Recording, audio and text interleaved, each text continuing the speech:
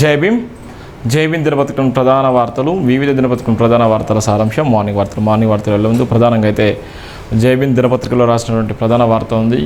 ఏదైతే బీఆర్ఎస్ ఈరోజు రజతోత్సవ సభ ఏదైతే ఎలకతుర్తిలో పెడుతున్నారో, వరంగల్ జిల్లా ఎలకతుర్తిలో పెట్టేటువంటి భారీ బహిరంగ సభకు సుమారుగా 10 లక్షల మంది ఎస్టిమేషన్ వేసుకోవడం జరిగింది. 10 లక్షల మందితో భారీ బహిరంగ సభ తలమానికంగా ఉండేటువంటి నేపథ్యం ఉంది. కానీ ఇప్పుడు ఎందుకు చేస్తున్నారు అనేటువంటి నేపథ్యం కూడా ఒక చర్చగా కూడా మారింది. రైతోత్సవ సభ జరిగితే నిజంగా దీనివల్ల ఏమైనా ఉపయోగపడుతుంది? ఎలక్షన్ ఏమైనా మూమెంటే లేదు కదా, ఎలక్షన్ మూమెంట్ కూడా లేదు. ఎలక్షన్కి బిఫోర్ ఒక 1 year బిఫోర్ ముందుగా ప్రజల్లోకి వెళ్తే బాగుండు. ఇప్పుడు 4 సంవత్సరాల ఇంకా 3 సంవత్సరాల దాకా ఎలక్షన్ వచ్చేటువంటి పరిస్థితి లేదు. కానీ ఇప్పుడే ఇంత అడావిడి ఎందుకు చేస్తున్నారు, ఇంత పెద్ద సభ ఎందుకు చేస్తున్నారని చాలామంది కూడా అనుకుంటున్నారు. ఒక పక్కన 24 సంవత్సరాలు కంప్లీట్ చేసుకొని 20 సంవత్సరాలు అడుగు పెడుతున్నటువంటి శుభ పరిణామాలనే పార్టీ పుట్టి 20 సంవత్సరాలు అవుతుంది. ఇప్పటికే చాలామంది బీఆర్ఎస్ పార్టీకి సంబంధించిన నాయకులు ఇప్పటికే అనేక సందర్భాల్లో వాళ్ళు విశ్లేషణ చేస్తడం జరిగింది.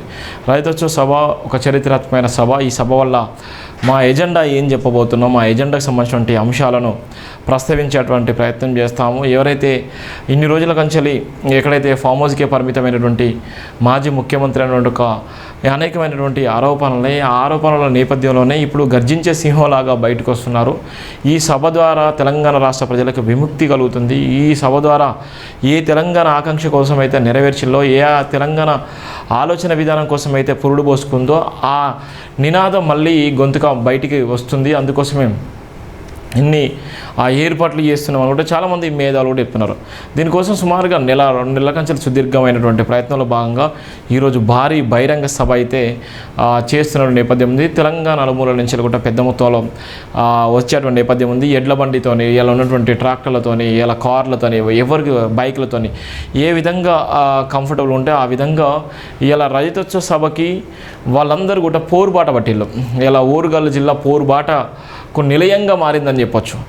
ఏదైనా సెంటిమెంట్గా ఇలా ఏ పార్టీలైనా ఏ ప్రభుత్వాలైనా నిలబడ్డటువంటి తరుణంలో ఓరుగల్లునే సెంటిమెంట్గా భావిస్తారు. ఓరుగల్లు అంటే ఒక ఉద్యమాలకు పురుటిగడ్డ. ఓరుగల్లు చరిత్ర ఈ సమాజంలోనే ఒక గొప్ప చరిత్ర కలిగి ఉంది. కాకతీయ రాజులు వెళ్ళినటువంటి చరిత్ర, ఆ రాజ్యానికి అంత చరిత్ర గణనీయంగా ఉంది. అందుకోసమే ప్రతి ఒక్క రాజకీయ పార్టీ నాయకులు, ప్రతి ఒక్క పార్టీ స్టాండ్ తీసుకున్నది ఓరుగల్లు నుంచలే. ఓరుగల్లు చరిత్రాత్మకమైనది కాబట్టి అందుకోసమే ఇలా పెద్దయిన మదిలో పోరుగడ్డ అనేటువంటి ప్రధాన వార్త కూడా జై భీమ్ దినపత్రికలు రాసిన ప్రధాన వార్త కూడా పెద్దయిన యాదిలో పోరుగడ్డ. ఇక్కడ ఉన్నటువంటి ఏర్పాట్లు ఏ విధంగా ఉన్నాయి, ఆ ఏర్పాట్లకు సంబంధించినటువంటి అంశము ఏ విధంగా చేస్తున్నారు. సుమారుగా ఒక 500 కోట్లు సుమారుగా వాళ్ళకి అయ్యేటువంటి ఖర్చులు మొత్తం టోటల్గా వాళ్ళు రావడానికి పోవడానికి మొత్తం టోటల్గా వాళ్ళ అంచనా సుమారుగా ఒక 500 కోట్ల రూపాయలు.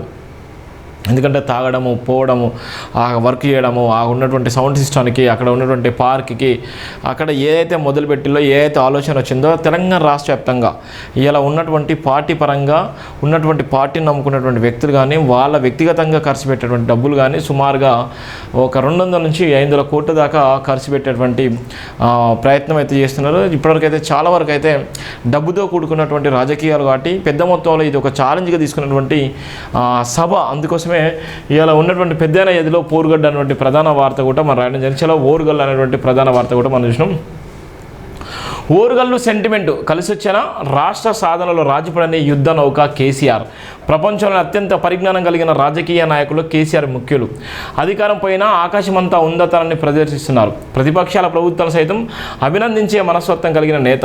మోడీని ఢీకొట్టిన మొనగాడు కేసీఆర్ ఒక్కడే. చరిత్ర ఉద్యమాలకు తెరలేపిన రాజకీయ నాయకుడు కేసీఆర్. రాజకీయ ప్రస్థానానికి, రాజకీయ జీవితానికి ఒక చరిత్ర ఉంది.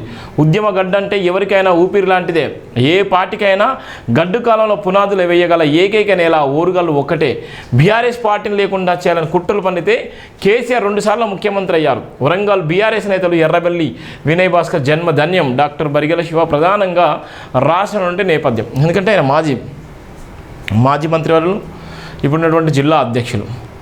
నిజంగా జన్మ ధన్యం అయిపోయింది. ఎందుకోసం అంటే బీఆర్ఎస్ పార్టీ ఓడిపోయిన తర్వాత బీఆర్ఎస్ పార్టీ మొత్తం టోటల్గా ప్రతిపక్షంలోనే లేనటువంటి నేపథ్యం. ఎందుకంటే ఎంపీ సీట్లో ఒక్కడు కూడా లేదు.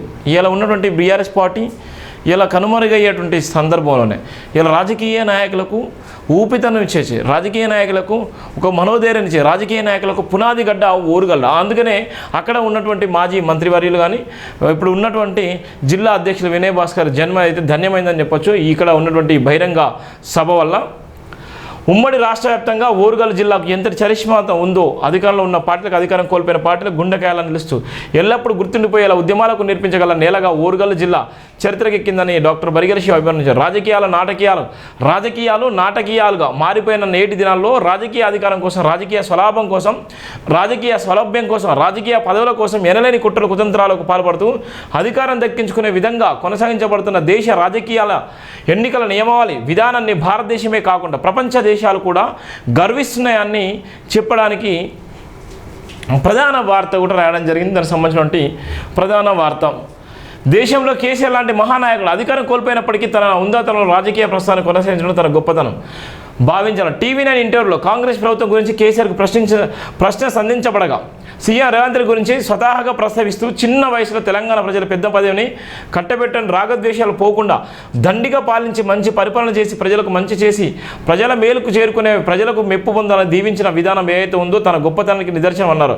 రాజకీయం అన్నాక అధికారం లేనిది ఎవరికి శాశ్వతం కాదని, అలాంటి రాజకీయ ఒత్తిళ్లను, అధికార పదవులను అధికారులు కోల్పోవడం లాంటి గడ్డు పరిస్థితులను కేసీఆర్ లాంటి నాయకుడు అనుభవించినంతగా దేశంలో ఏ నాయకుడు అనుభవించ ఉండలేరు అన్నది గర్వంగా చెప్పగలన్నారు. 2001లో టీఆర్ఎస్ పార్టీని స్థాపించిన కేసీఆర్ తెలంగాణ రాష్ట్రాల కోసం జీవన్మరణ పోరాటాన్ని కొనసాగించిన ఉద్యమ రాజకీయ నేతగా తన పార్టీ ప్రస్థానాన్ని ఉమ్మడి రాష్ట్ర ఆంధ్రప్రదేశ్ రాజకీయాల్లో ప్రత్యేక రాష్ట్ర ఉద్యమాన్ని బలమైన స్థాయిలో కొనసాగించి నిలదొక్కగలగాలంటే తన విశ్వాసం ఎంత గొప్పదో అర్థం చేసుకోవాలన్నారు. సొంత పార్టీ నాయకులే పార్టీలు మారుతున్న సందర్భంలో మొక్కవాని విశ్వాసంతో పార్టీని ముందుకు నడిపిన చరిత్ర కలిగిన నాయకుడిగా గుర్తింపు సంపాదించుకున్నారన్నారు.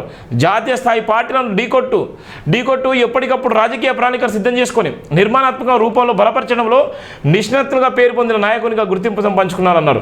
2004 ఎన్నికలు కాంగ్రెస్ పార్టీతో పొత్తు పెట్టుకొని అధికారంలోకి వచ్చాక 25 అసెంబ్లీ స్థానాలు గెలిచాక సంవత్సరాల కాలం పాటు తిరగక ముందే 16 మంది ఎమ్మెల్యేలు పార్టీలు మారడంతో కేంద్ర మంత్రి పదవులను గరికపోతుతో సమానంగా పారేసి తెలంగాణ ప్రత్యేక రాష్ట్ర ఉద్యమాన్ని అందుకున్నారన్నారు. నాడు తెలంగాణ ఇస్తామని అగల్బాల్ పలికిన పార్టీలు టీఆర్ఎస్ పార్టీని పూర్తిగా పతనం చేయాలనుకునే కుట్రలను పన్నినప్పుడు వాటన్నిటిని సూక్ష్మంగా పసిగట్టుకొని గులాబాస్ తిరిగి వ్యక్తిగత పోవడానికి సిద్ధపడ్డాడే తప్ప దివంగత నేత వైఎస్ఆర్ లాంటి బలమైన రాజకీయ నాయకునికి ఎక్కడ తల దిగలేదని చెప్పినాడు. తలగా లేదన్నారు. ఇప్పుడు 2009 ఎన్నికల కూటమితో పొత్తు పెట్టుకున్నప్పటికీ వైఎస్ఆర్ చరిష్మా ముందు ఓటమి పాలవ్వక తప్పలేదన్నారు. అప్పుడు గెలిచిన 11 సీట్లలో మరికొన్ని సీట్లను కాంగ్రెస్ ప్రభుత్వం తక్షణమే లాగేసుకుందన్నారు. వైఎస్ఆర్ అకాల మరణంతో ఒక్కసారిగా ఉమ్మడి రాష్ట్ర ఆంధ్రప్రదేశ్లో తెలంగాణ రాష్ట్ర సాన మలిదశ ఉద్యమం 2009లోనే స్థాపించబడిందన్నారు. కేవలం ఇద్దరు ఎంపీలతో పార్లమెంటు దద్దరిలా మొత్తుకుంటూ తెలంగాణ గలాన్ని వినిపించడానికి కేసీఆర్ చేసిన కృషి ఎవ్వరూ మరవలేమన్నారు. కాంగ్రెస్ సీనియర్ నాయకులు జానారెడ్డి, ఉస్మానియా యూనివర్సిటీ ఆచార్య కోదండరాం నేతృత్వంలో తెలంగాణ రాజకీయ జేసీని నిర్మించి తెలంగాణ రాష్ట్ర ఉద్యమాన్ని బలంగా ముందుకు తీసుకుపోగలన్నారు. అనేక ఉద్యమ ప్రస్థాన తదనంతరం 1200 మంది విద్యార్థుల బలిదానాలతో తెలంగాణ రాష్ట్రం నిర్మించబడగా తన అనవాయిక కారణాలతో కాంగ్రెస్ పార్టీని పొత్తు కూర్చుకోవడంతో రాష్ట్ర పార్టీగా ఒంటరిగానే పోటీ చేసి అధికారానికి వచ్చారన్నారు. కేసీఆర్ మొదటిసారి అధికారంలోకి రావడానికి నాడు ప్రకాష్ రెడ్డిపేట బహిరంగ సభలో కిక్కిరిసిన జనాంగంతో కేసీఆర్ సభ నిర్వహించి ఉమ్మడి రాష్ట్ర చరిత్రలో గణనీయంగా నిలిచిపోయేలాగా చేశారన్నారు. నేడు ఎలకతుర్తి మహాసభతో టీఆర్ఎస్ శ్రేణుల్లో మళ్లీ నూతన ఉత్తేజం నింపడానికి గులాబీ బాస్ రంగం సిద్ధం చేసినట్టు బీఆర్ఎస్ నాయకులు గర్వపడుతున్నారు. మొదటి దఫా రాజకీయాల అధికారంలో ఉన్న గులాబీ బాసు 92 లక్షల తెల్ల రేషన్ కార్డులను తెలంగాణ వ్యాప్తంగా మంజూరు చేశారన్నారు. తెలంగాణ రాష్ట్రం అప్పుల భారంగా పెరిగినప్పటికీ ఉద్యోగ నియామకాలు మినయిస్తే కులాల వారీగా ప్రాధాన్యతనిచ్చి అభివృద్ధికి పెద్దపీట వేశారన్నారు. రెండవ దఫా అధికారంలోకి ప్రాంతీయ పార్టీ అయిన బీఆర్ఎస్ పార్టీపై జాతీయ పార్టీగా ఎదగాలని పార్టీ ప్రారంభించి కొనసాగిస్తున్న సందర్భంలో జాతీయ పార్టీలన్నీ ఏకమై ఒక్కసారిగా టీఆర్ఎస్ పార్టీపై విరుచుకుపడి కక్ష సాధింపు చర్యలకు పాల్పడ్డాయన్నారు. ఎలాగైనా బీఆర్ఎస్ పార్టీని ఓడించకపోతే దేశ స్థాయిలో కేసీఆర్ ప్రావీణ్యత పెరిగి థర్డ్ ఫ్రంట్ కూటమికి అవకాశాలు సంభవిస్తున్నాయని భావించిన కేంద్ర రాజకీయ పార్టీ నాయకులు ప్రస్తుత సీఎం రేవంత్ రెడ్డి లాంటి పోరాట యోధునికి రంగంలో దింపి కేసీఆర్కు ధీటుగా కాంగ్రెస్ పార్టీని గెలిపించుకునే విధంగా పోరాటాలు చేశారన్నారు.